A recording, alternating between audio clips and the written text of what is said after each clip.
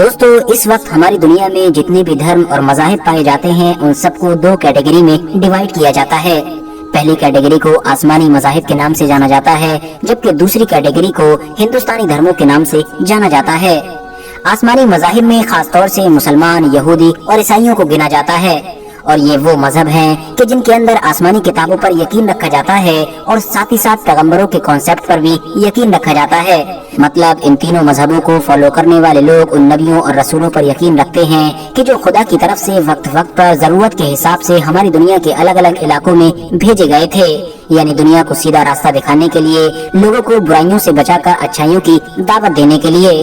ان تینوں ہی مذہبوں کو یعنی آسمانی مذاہب کو ابراہیمی مذاہب کے نام سے بھی جانا جاتا ہے۔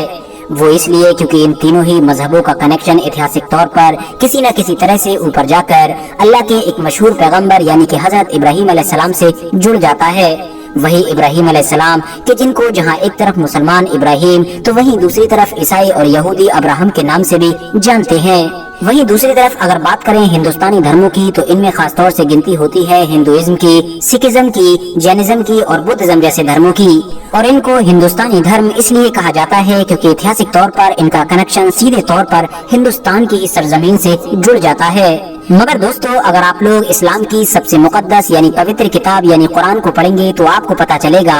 کہ حضرت محمد صلی اللہ تعالی علیہ وسلم اسلام کے آخری پیغمبر تھے، یعنی ان کے بعد اب کوئی بھی نبی اور رسول نہیں آئے گا، اور جب کوئی نبی اور رسول نہیں آئے گا تو ظاہر ہے کوئی آسمانی کتاب بھی نہیں آئے گی۔ مگر ہاں ان سے پہلے دنیا میں بے شمار نبی اور رسول آ چکے ہیں، جن میں سے زیادہ تر پر تو عیسائی اور یہودی بھی یقین رکھتے ہیں۔ ایون حدیثوں اور کچھ ایتہاسک کتابوں سے تو یہ بات بھی کرسٹل کلیئر ہوتی ہے کہ آخری پیغمبر یعنی کہ حضرت محمد صلی اللہ تعالی علیہ وسلم تک ہماری اس دنیا میں کم و بیش 1,24,000 نبیوں کو بھیجا گیا تھا، مگر ہاں ان میں سے صرف اور صرف 25 نبیوں کا نام ہی قرآن کے اندر موجود ہے۔ اس کے علاوہ اگر ہم لوگ سبھی حدیثوں کی کتابوں کی بھی مدد لے لیں، ایتہاسک کتابوں کی بھی مدد لے لیں، ایون اگر ہم لوگ یہودیوں اور عیسائیوں کی بھی ساری کتابوں کی مدد لے لیں، تب بھی زیادہ سے زیادہ 100 نبیوں کے ناموں کو ہی ڈھونڈ سکیں گے، یعنی ڈیٹیل کے ساتھ ہم بہت کچھ زیادہ سے زیادہ 100 نبیوں کے بارے میں ہی جان سکیں گے۔ مگر ہاں ان تمام چیزوں کے باوجود بھی اس بات میں کوئی شک نہیں ہے کہ قرآن کے مطابق ہر دور میں دنیا کی ہر قوم میں ایک نہ ایک نبی کو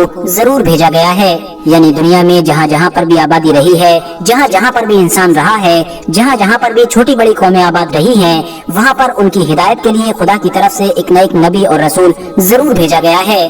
مگر دوستو جب کبھی بھی ہم لوگوں کو یہ بات بتائی جاتی ہے تو ہمارے دماغ میں جو سب سے پہلے سب سے بڑا سوال جنم لیتا ہے وہ یہی ہوتا ہے کہ اگر دنیا کے ہر علاقے میں ایک نبی آیا ہے، ہر قوم میں ایک نبی کو بھیجا گیا ہے، تو آخر پھر ہمارے خود کے علاقے یعنی ہندوستان میں کون نبی آیا تھا؟ کیونکہ عام طور پر جہاں ایک طرف دنیا کے زیادہ تر علاقوں میں آنے والے نبیوں اور رسولوں کے ذکر سے کتابیں بھری پڑی ہیں، تو وہیں دوسری طرف ایتہاسک کتابوں میں ایسا کوئی ٹھوس ثبوت نہیں ملتا ہے کہ جس سے ہم یہ مان سکیں کہ ہمارے دیش بھارت کے علاقے میں اتہاس میں کبھی کوئی ایسے نبی یا رسول آئے ہوں کہ جنہوں نے اپنی زندگی کا ایک لمبا وقت ہمارے اس علاقے میں گزارا ہو، اس علاقے کے لوگوں کے بیچ میں رہے ہوں اور ان کو نیکی کی دعوت دی ہو۔ تو دوستو آج کی اس ویڈیو میں ہم اتہاس کی مدد سے یہی جاننے کی کوشش کریں گے کہ آخر ہمارے دیش بھارت کے علاقے میں خدا کے کون سے نبی یا پھر رسول آئے تھے، کوئی آئے بھی تھے یا پھر نہیں آئے تھے، اگر آئے تھے تو آخر ان کا نام کیا تھا اور وہ کون سے دور میں آئے تھے۔ RH نیٹورک کے نالجبل فرینڈ، سب سے پہلے تو میں آپ لوگوں کو یہ بتاتا چلوں کہ آپ میں سے جتنے بھی لوگوں کے دماغ میں اکثر یہ سوال آتا رہتا ہے اور ان کو پریشان کرتا رہتا ہے،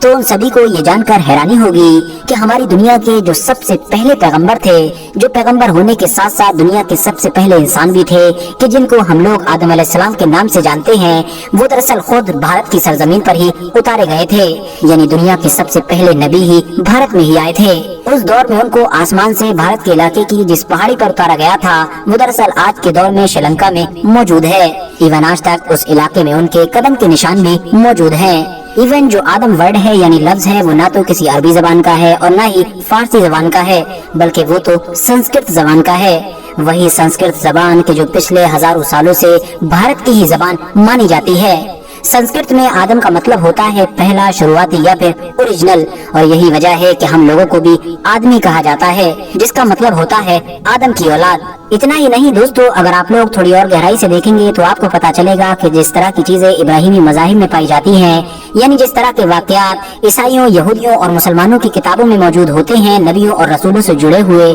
बिल्कुल इसी तरह की चीजें कुछ हिंदुओं की पुरानी किताबों में भी पाई जाती हैं।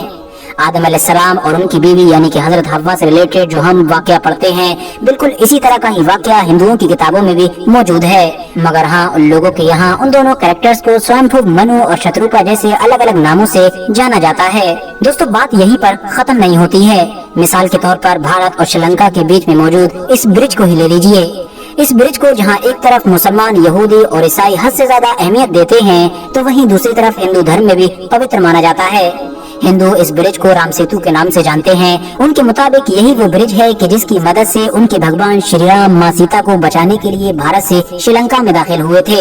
वहीं दूसरी तरफ ईसाई, मुसलमान और यहूदी इस ब्रिज को एडम ब्रिज के नाम से जानते हैं और इसको सीधे तौर पर हजरत आदम अलैहिस्सलाम से जोड़ते हैं। उनके मुताबिक यही वो ब्रिज है कि जिसकी मदद से हजरत आदम अलैहिस्सलाम ने श्रीलंका से भारत में एंट्री की थी। यानी इस ब्रिज का कॉन्सेप्ट भी इब्राहिमी मज़ाहिब और हिंदुइज्म के बीच कॉमन पाया जाता है। मगर दोस्तों, इन तमाम चीजों से अलग हटकर जो सबसे ज्यादा हैरान कर देने वाली चीज है, वो दरअसल हजरत नूह अलैहिस्सलाम का इतिहास है। क्योंकि ज्यादातर ऐसे लोग के जो इतिहास में महारत रखते हैं और इस टॉपिक पर रिसर्च करने की कोशिश करते हैं, उनके कलम की नोक भी हजरत नूह अलैहिस्सलाम पर जाकर ही ठहर जाती है और वो भी ये कहने पर मजबूर हो जाते हैं कि हो न हो हजरत नूह अलैहिस्सलाम का हिंदुस्तान यानी भारत के साथ कोई गहरा रिश्ता है। क्योंकि दोस्तों, आपको जानकर हैरानी होगी कि जिन पैगंबर हजरत नूह अलैहिस्सलाम को मुसलमान, ईसाई और यहूदी मानते हैं और तूफान से रिलेटेड उनका जो वाकया अपनी अपनी किताबों में पढ़ते हैं कि किस तरह से हजरत नूह अलैहिस्सलाम के दौर में दुनिया का सबसे खतरनाक तूफान आया था, जिस तूफान में पूरी दुनिया गर्क हो गई थी, मगर उस तूफान के आने से पहले ही खुदा की तरफ से